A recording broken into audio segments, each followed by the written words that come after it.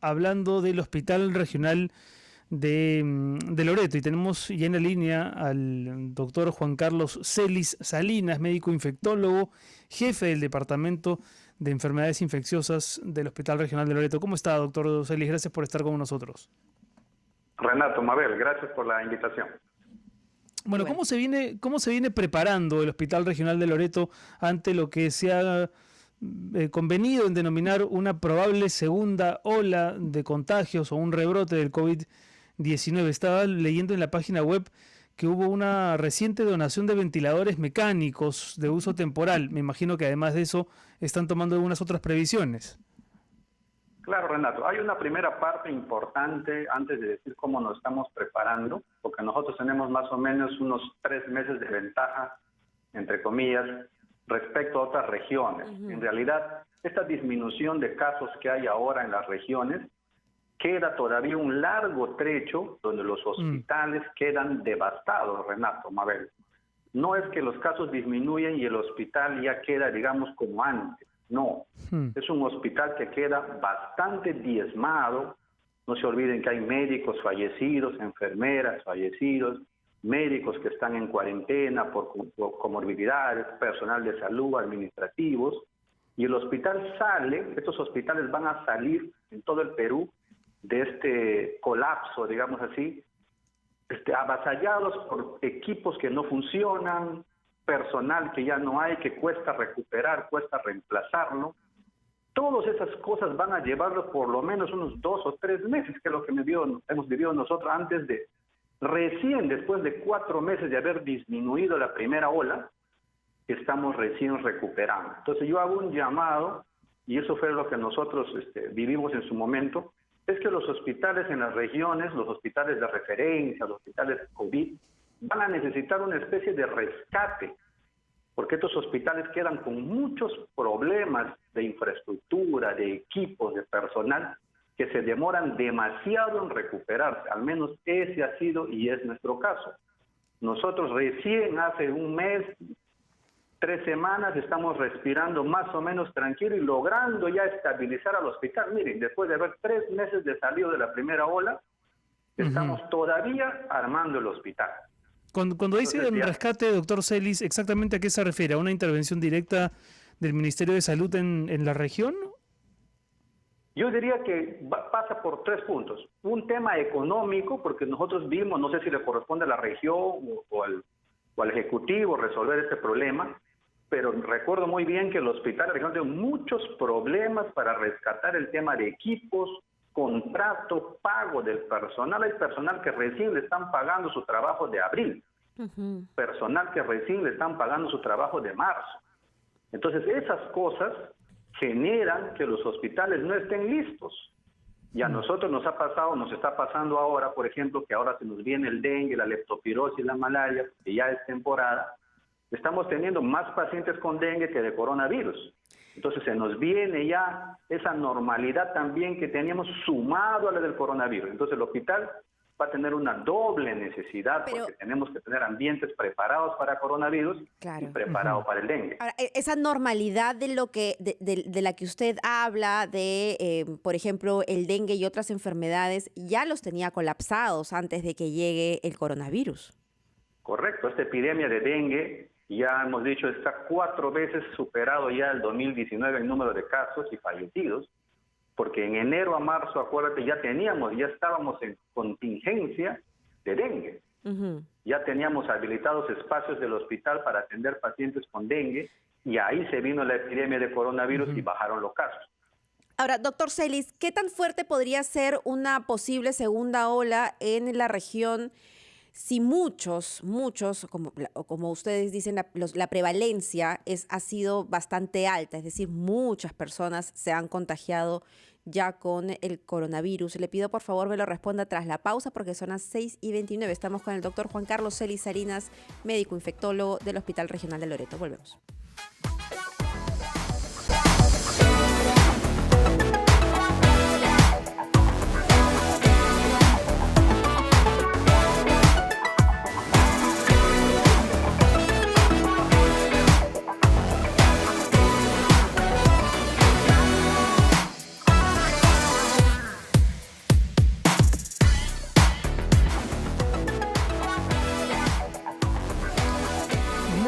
interesante lo que nos viene comentando el doctor Juan Carlos Celis Salinas, médico infectólogo, jefe del Departamento de Enfermedades Infecciosas del Hospital Regional de Loreto.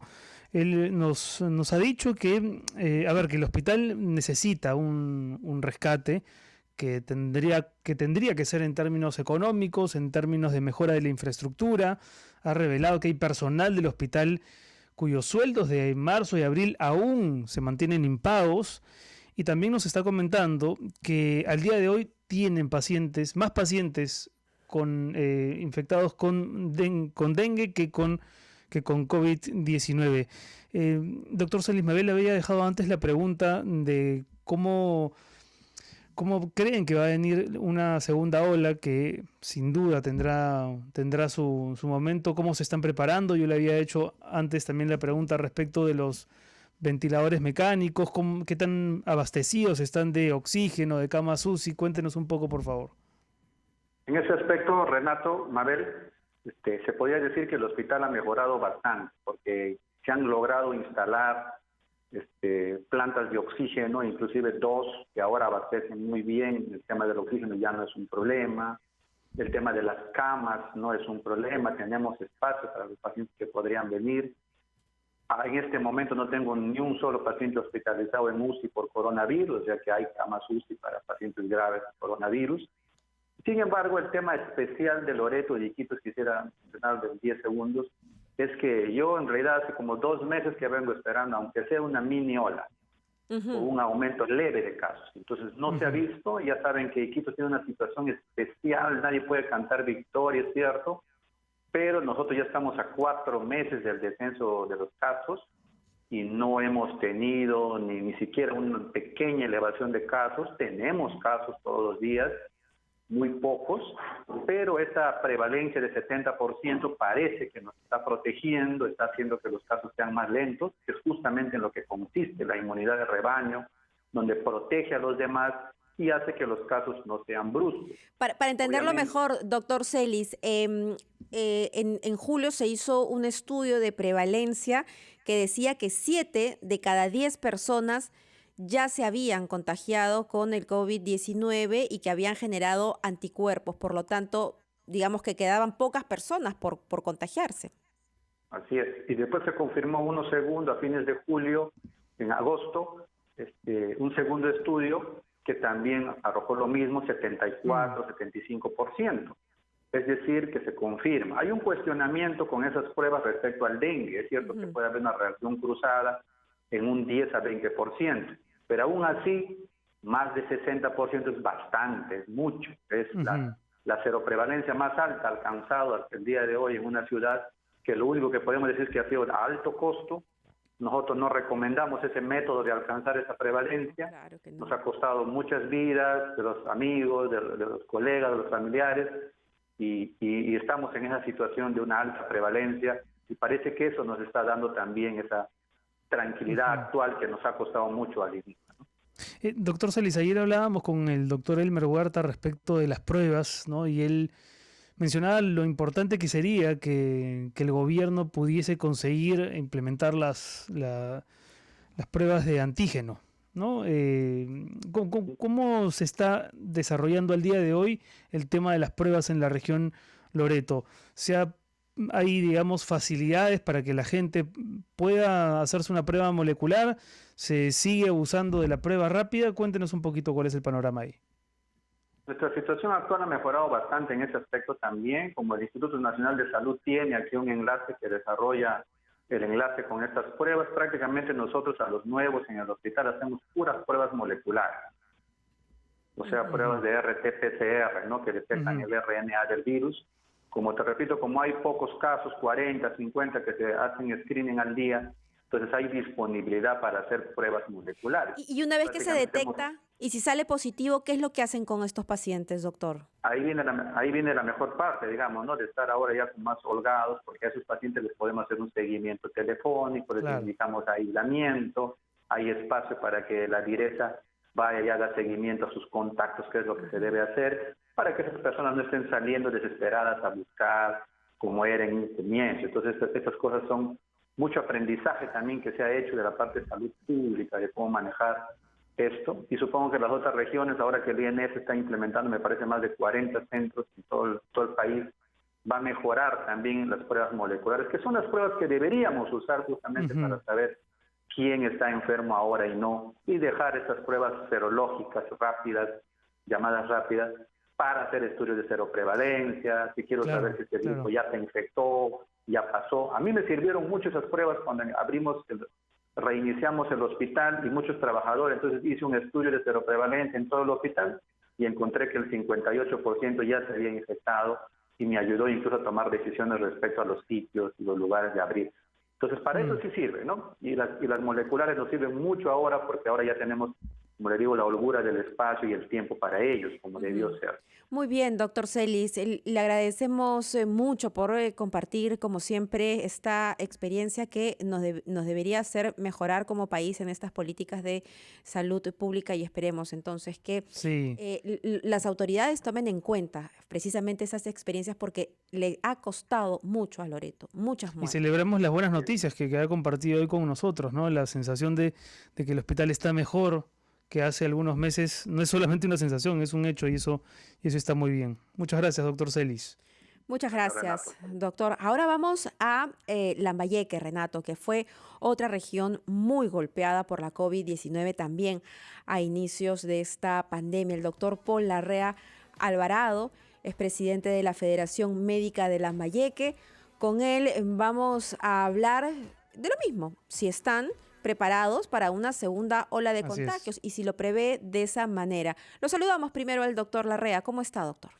Doctor, ¿qué tal? Buenas noches, Mabel. Buenas noches, Renato. Estaba escuchando ahorita las declaraciones del colega, del doctor Celis de Loreto, y bueno, la situación en Lambayeque es un poco diferente, por decirlo así, ¿no? ¿En qué sentido? Bueno, lo que pasa es que definitivamente la situación de Lambayeque es que se trata de un hospital macrorregional. Por ejemplo, el Hospital Regional de Lambayeque es un hospital macrorregional que atiende a pacientes de diversas localidades, atiende a la macrorregión norte, Amazonas, seguramente a Cajamarca, seguramente a Piura. Y en ese sentido, por ejemplo, en Lambayeque la situación actual es que hay un tope de camas hospitalarias, estamos al tope. El fin de semana teníamos escasez en relación a las camas UCI. Si bien es cierto, las cifras propias de Lambayeque han disminuido, no así los casos totales, ¿no? Entonces todavía estamos al límite. Creemos que un reinicio de actividades en la fase 4 de reinicio de actividades creemos que podría ser de alguna forma perjudicial. Creemos que la cantidad de casos en relación a la tan comentada inmunidad de rebaño, que para algunos tiene diferente connotación, seguramente en Lambayeque, por ejemplo, no estaría seguramente en niveles alcanzables, como sí seguramente en otras regiones. Seguramente el doctor hacía mención en un estudio de seroprevalencia que hablaba de un 70%, creemos que el porcentaje en Lambayeque estuvo muy por debajo, probablemente en un 50%. Es más, también tenemos personal de salud que todavía no ha sido expuesto a la enfermedad. Personal de salud, de alguna forma, un 30% estuvo con algún tema de comorbilidad en casa, estuvo seguramente por alguna condición, seguramente, y del 60%, 70% restante, probablemente la mitad se haya contaminado, se haya infectado, y hay un porcentaje que todavía está expuesto, ¿no? Vamos a hacer una pausa y vamos a seguir conversando con usted porque sin duda es un caso totalmente distinto al que nos relataba el doctor Celis sobre Loreto. Estamos conversando ahora con el doctor Paul Larrea sobre lo que ocurre en Lambayeque. Hacemos una pausa, regresamos con él aquí en Conexión.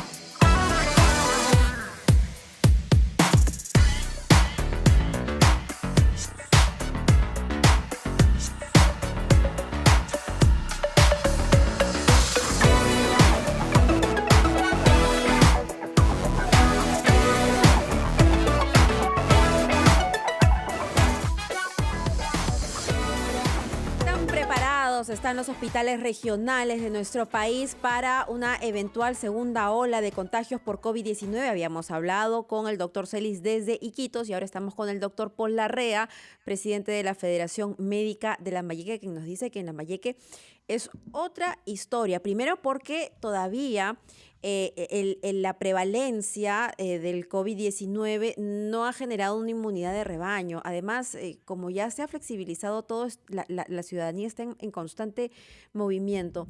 Pero, ¿qué hay en cuanto a infraestructura y personal, doctor Larrea? Sí, has tocado un punto interesante. De alguna forma, a nivel nacional, se ha apostado mucho y creemos de alguna forma demasiado, creo, por el tema hospitalario, descuidando en lo absoluto el tema del primer nivel de atención. Se decía que los pacientes, el alto índice de letalidad se debía a que los pacientes llegaban muy tarde seguramente a los hospitales. De alguna forma esto se ha intentado mejorar por detección de casos tempranos, pero no tenemos las herramientas. Por ejemplo, en el primer nivel de atención se sigue apostando por el tema de pruebas serológicas. Creo que ya ha sido demasiado extenso el tema en relación a definir de que las pruebas serológicas ayudan poco en la detección temprana de casos. No se puede hacer un cerco epidemiológico adecuado, no se puede enviar temprano a los hospitales a los pacientes y decirle al paciente que si comenzaron los síntomas ayer y que tiene que esperar 7 días para que su prueba serológica salga positivo, hace dos cosas.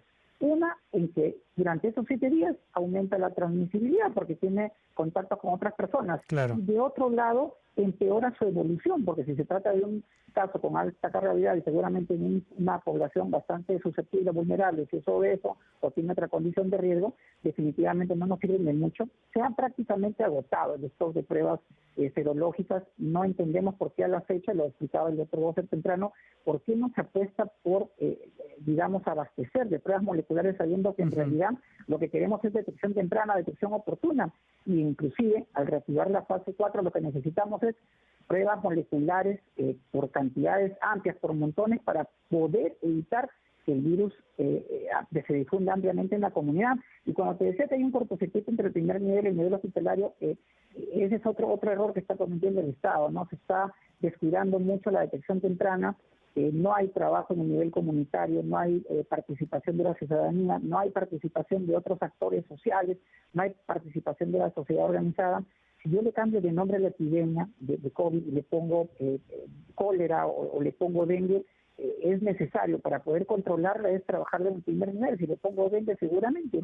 Normalmente en los hospitales, si bien es cierto, manejamos casos complicados, tampoco en los hospitales, en estos famosos centros de atención temporal que el presidente Vizcarra iba inaugurando región por región. Te explico el caso de Lambayeque solamente, fue inaugurado el 6 de julio y hoy que estamos 29 de septiembre todavía no tiene un funcionamiento adecuado, no hay las camas UCI que se anunciaron, 25 camas UCI, y como te decía, las 39 camas UCI que hay en la región, aún para la demanda que existe por ser confluente de varias regiones, se encuentra casi saturada. Entonces no mejoramos mucho ni en el nivel hospitalario ni en el nivel preventivo promocional. Bueno, tremendo lo que nos cuenta doctor Larrea. Hace falta entonces con urgencia más pruebas moleculares para Lambayeque. Yo simplemente quería preguntarle, para terminar, cómo estaban en materia de respiradores artificiales, de balones de oxígeno. ¿También ahí hay una demanda, una necesidad? Sí, definitivamente. Esperemos que, como te decía, la fase 4 no traiga dentro de 2 o 3 semanas un aumento de casos. Esperemos, claro, hay una parte que depende también de la conducta de la población. Sin embargo, pues los mensajes son un poco contradictorios del gobierno, que sale de una campaña amplia, masiva, comunicacional en relación a temas de prevención, pero por otro lado ya alguien que el inicio de la fase 4 no estamos en contra. Sabemos que no hay salud sin economía, ni economía sin salud. Es una paradoja un poco complicada en la actualidad. Pero sí, todavía hay una falta de balones de oxígeno. Creemos que deben ser repartidos también en el primer nivel. Deben haber lugares intermedios entre el primer nivel de atención y los niveles hospitalarios, que son supuestamente estos centros de aislamiento temporal, que todavía no funcionan en su capacidad operativa. Sorprende mucho que casi, prácticamente en estos casi 200 días todavía no se hayan acabado de implementar, ¿no? Doctor, ya para irnos, por favor, una respuesta muy breve. Estos comandos COVID, en donde supuestamente se articulan a todas las autoridades de salud, las locales, ¿todavía están funcionando? ¿Todavía están gestionando o ya no? Sí, todavía funcionan acá en Lambayeque y la opinión que tenemos es que las políticas nacionales tendrían que ser individuales, independientes y diferentes cuando se apliquen en cada región. No se puede aplicar una política nacional, un plan a nivel nacional o una estrategia de toma de muestras, sino tienen que ser individualizadas por cada región, porque como mira, te estoy explicando el caso de Loreto y Lambayeque, son diferentes. Son diferentes. Entonces, esa es una llamada de atención también para la ministra de Salud. Muy bien, doctor, muchísimas gracias. Paul Larrea Alvarado, el doctor Paul Larrea, presidente de la Federación Médica de Lambayeque, ha estado con nosotros, sumamente claro y muy puntual. A esta hora